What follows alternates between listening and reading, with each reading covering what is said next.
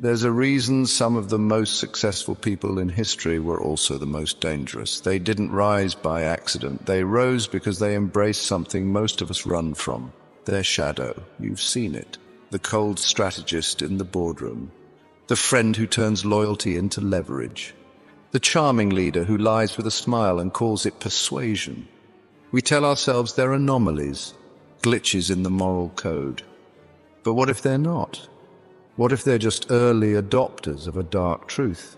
In a world that rewards results over principles, the most powerful trait might not be brilliance or bravery, but calculated deceit. The ability to manipulate without remorse, the willingness to step on others and smile while doing it.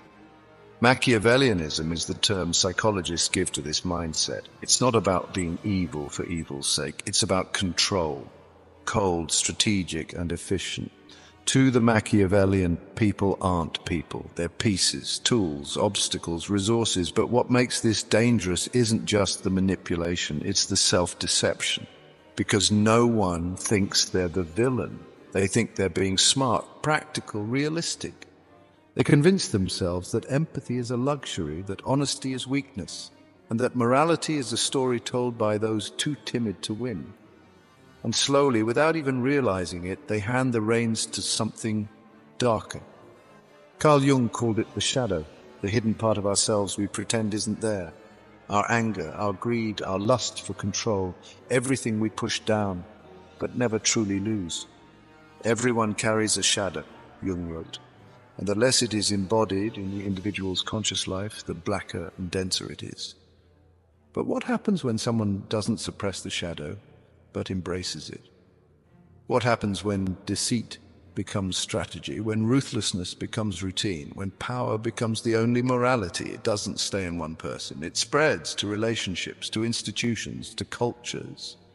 And the line between strategy and soul starts to blur. This isn't just a psychological idea, it's a human pattern.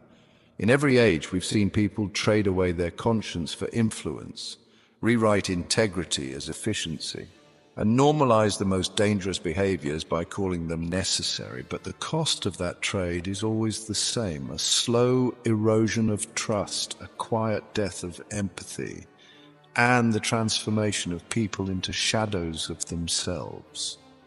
This video isn't just about Machiavellians. It's about what happens when any of us believe that winning is worth becoming someone we'd once have feared. Because the shadow doesn't just belong to them. It belongs to all of us. And if we don't face it, it doesn't disappear. It takes control. So the real question isn't whether the shadow exists. The question is, who's driving?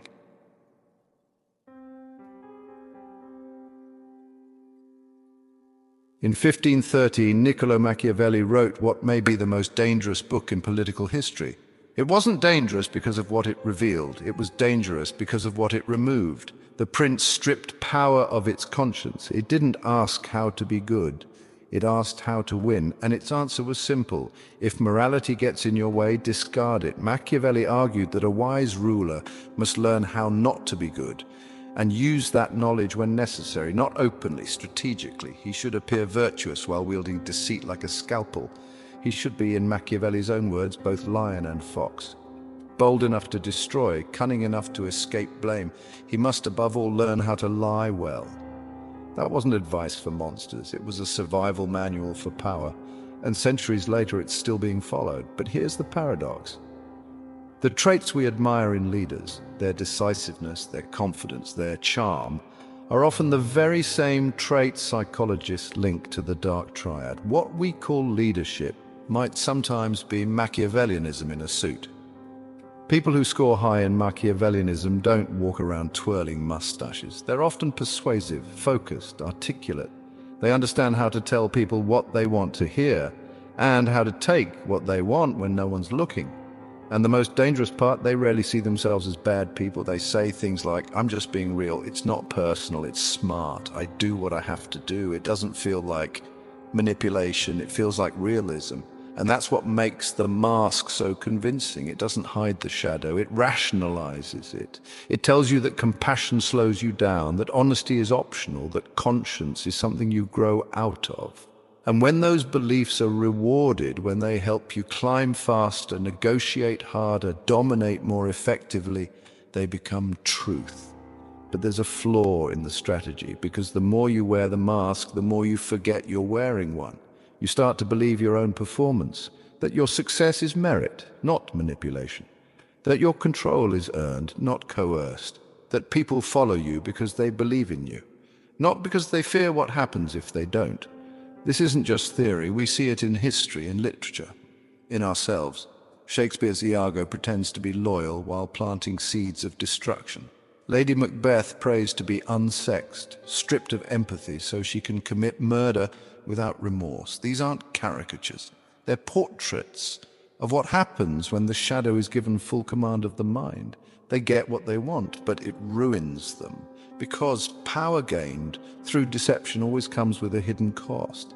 The mask doesn't just fool others, it starts to fool you, until the line between who you are and who you've become is so blurred that even you can't tell the difference.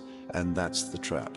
Machiavellianism doesn't feel like corruption, it feels like clarity, until everything around you starts to break. The relationships, the trust, the sense of self. You can't lead people you've dehumanized. You can't love people you've objectified, and you can't find peace when your whole identity is based on performance, because eventually the mask slips, and what's left underneath is not power, it's emptiness.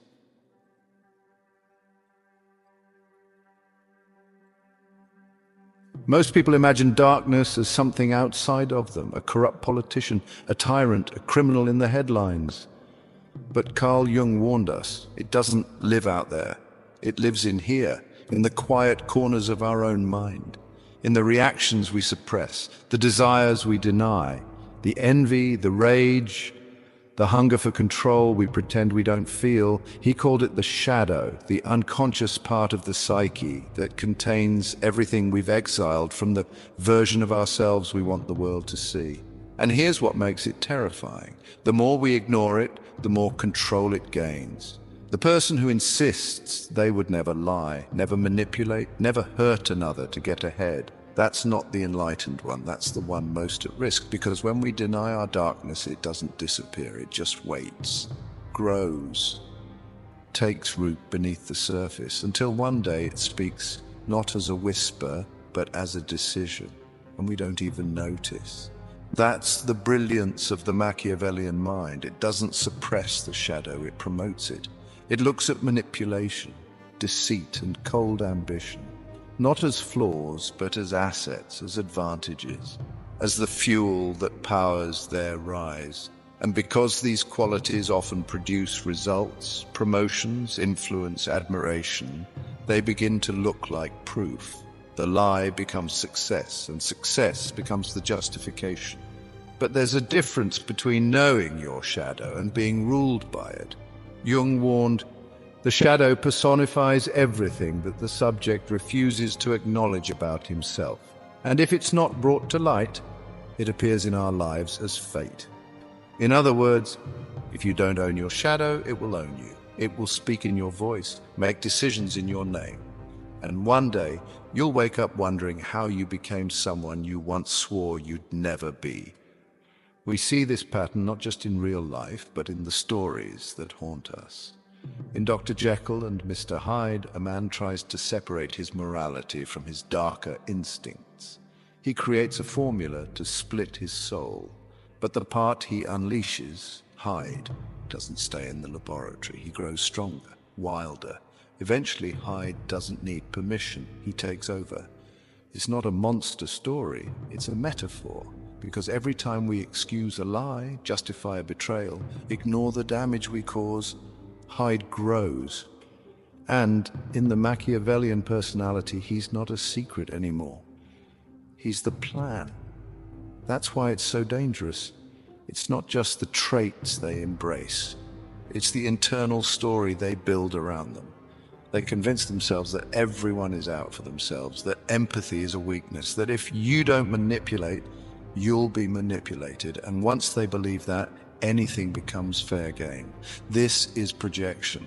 a psychological defense where the parts of ourselves we refuse to face are seen in others. The manipulator sees everyone as a manipulator. The liar assumes everyone else is lying. And with that belief in place, the conscience falls silent. They don't feel like they're doing wrong. They feel like they're adapting to a brutal world. And in a way, that's true, but the adaptation doesn't make them stronger. It makes them smaller. Because they haven't mastered the shadow. They've surrendered to it. And when that happens, success becomes a prison. Every win built on manipulation isolates them further. Every advantage gained through deceit increases the fear of being found out. Every relationship becomes a game of leverage. They trade authenticity for strategy. And once that trade is made, it becomes harder and harder to find the way back. Because if you've convinced yourself that only the shadow can protect you, who will you be when it finally lets go?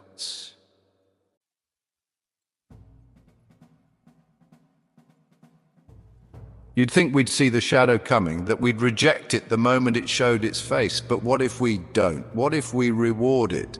In the world we've built, power is often divorced from principle. The scoreboard doesn't track integrity, it tracks results. And when results are all that matter, the shadow becomes not a threat, but a strategy. That's the world the Machiavellian thrives in.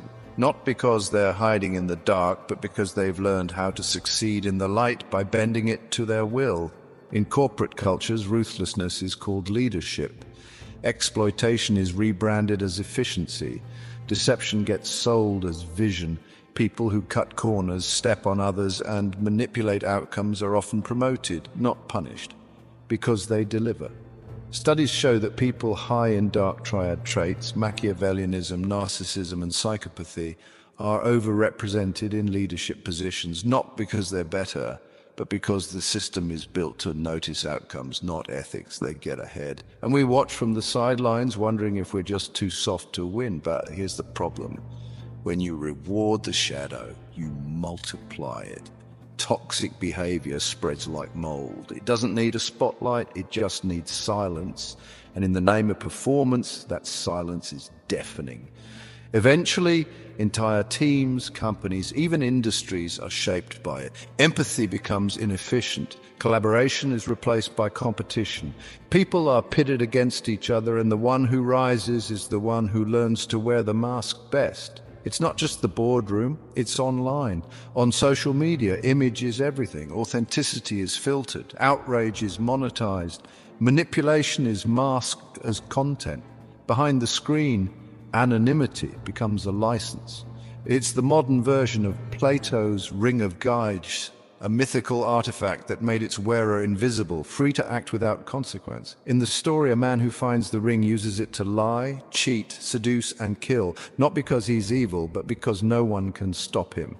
Today, we wear that ring with every anonymous account, every comment we post without accountability, every lie we spread because it benefits our side.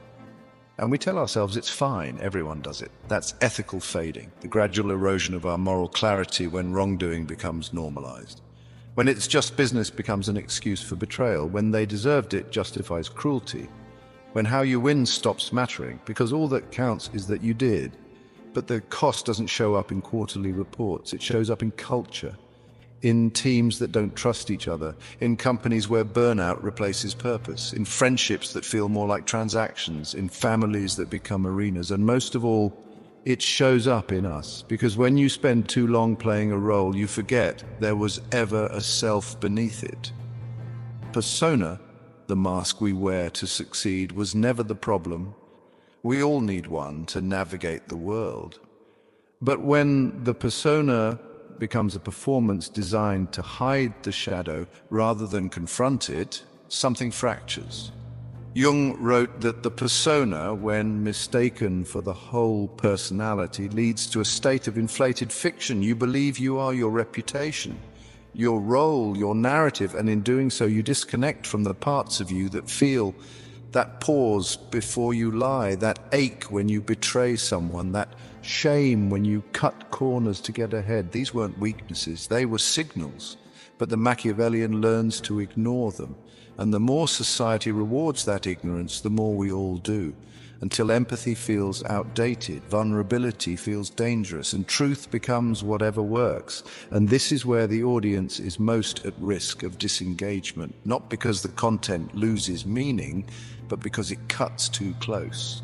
This chapter turns the mirror toward the viewer, and that can trigger resistance. So here's the shift. This isn't an accusation, it's a reminder that the systems we live in are not fixed. They're reflections of us. And if we've normalized the shadow, we can denormalize it, not through outrage, through awareness. Because the truth is, the world doesn't change when the powerful fall. It changes when the ordinary person stops pretending they have to become someone else to survive.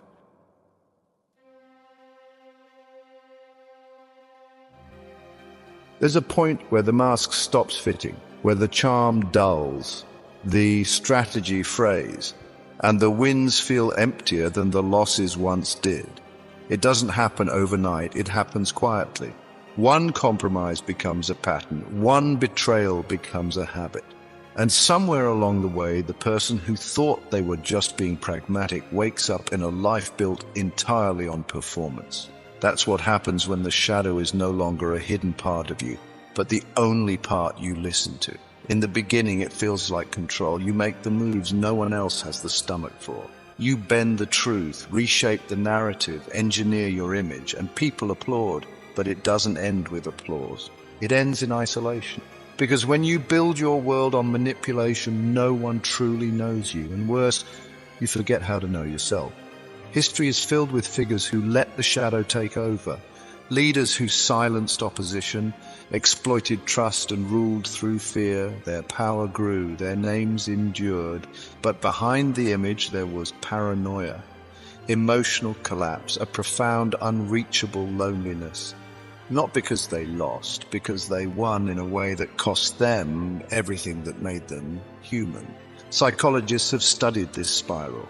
People who operate with high levels of Machiavellianism often report high stress, low emotional connection, and fractured relationships. Their outer life may seem successful, but their inner world is unstable because manipulation doesn't stop with others. Eventually it turns inward. You start lying to yourself. You tell yourself the ends justified the means, that the fallout was necessary, that the people who left were weak, that the anxiety you feel is just part of being driven, but it's not. It's your conscience starving, and over time that starvation becomes corrosion. You start to lose your ability to trust, to care, to be still, because every interaction becomes a calculation, every compliment a tactic, every relationship a wager. And in that state, real connection becomes impossible. You can't build love on a foundation of leverage. You can't build trust if everything you say is filtered through a strategy. You become, as Jung warned, a person possessed, not by a demon, but by your own unconscious shadow. That possession doesn't always look like collapse. Sometimes it looks like cold success. The CEO who commands respect but inspires fear. The public figure who controls a narrative but lives in private despair. The parent who demands obedience but never earns affection. On paper they've won. In life they're hollow, and that hollowness spreads to the people around them, to the culture they shape, to the systems they leave behind. Because the shadow, unchecked, is contagious. It teaches others that the only way to succeed is to abandon who you are. But that's not success, that's surrender. And the most haunting part, you don't always realize it's happened, until one day you look in the mirror and can't remember what you were trying to prove. You just know you don't recognize the person staring back. That's when the shadow stops whispering and starts mocking, because it got what it wanted. Control, at the cost of your soul. And all that's left is the echo of a question you were too busy to ask. Was it worth it?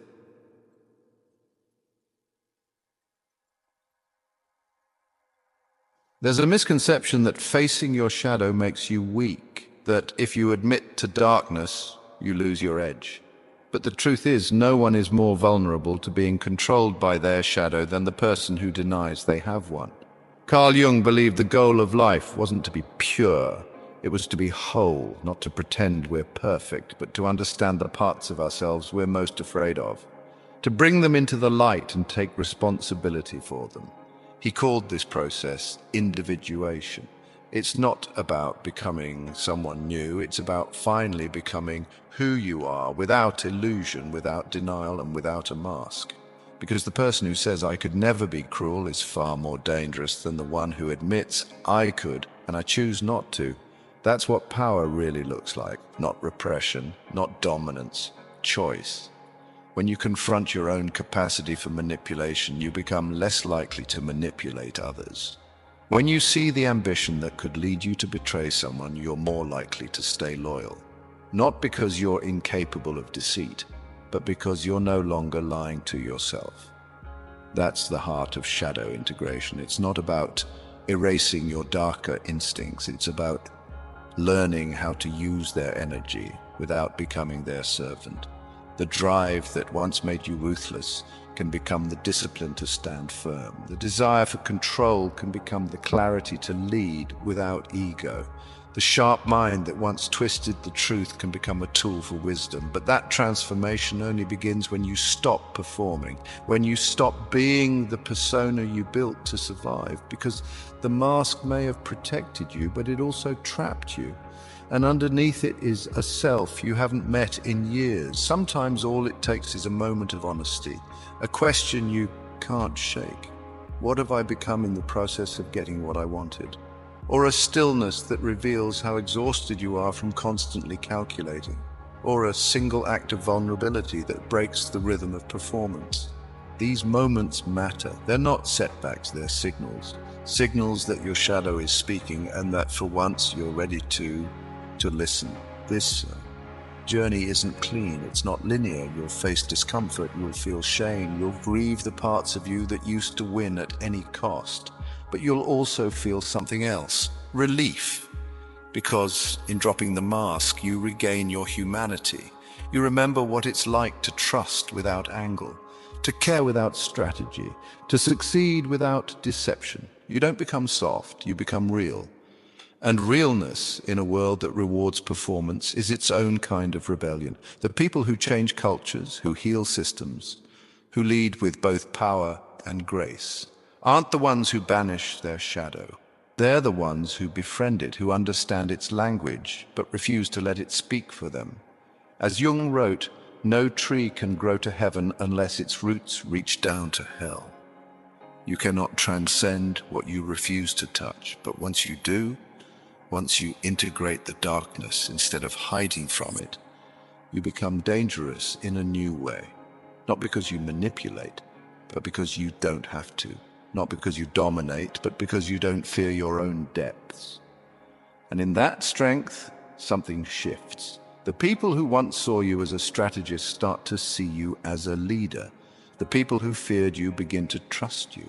And the parts of yourself you thought you had to bury become the very fuel for your integrity. So if this message stirred something in you, don't silence it. Share it, not for algorithmic approval, but because the shadow thrives in silence and it dies in awareness. Let that be your rebellion, not to suppress your shadow, but to walk beside it on your terms, and in doing so become someone worth following, not for what you pretend to be, but for who you've dared to become.